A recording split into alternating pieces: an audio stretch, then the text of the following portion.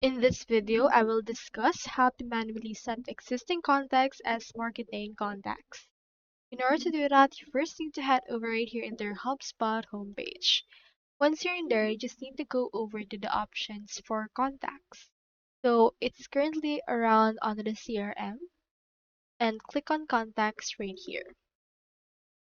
Once you have done that, you should be able to see all of the contacts that you have available. So just wait for this to load in order to see all of your contacts onto your HubSpot right there. So here's all my contacts so far.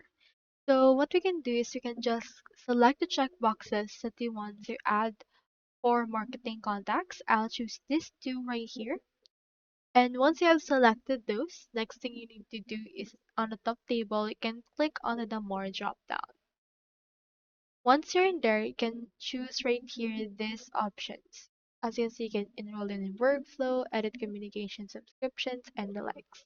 So for this, you can set them as marketing contacts by adding or enrolling them into a workflow, or you can also edit their communication subscription.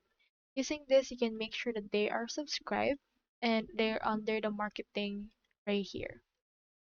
After that, proceed and add the legal basis for this as well as the communication consent.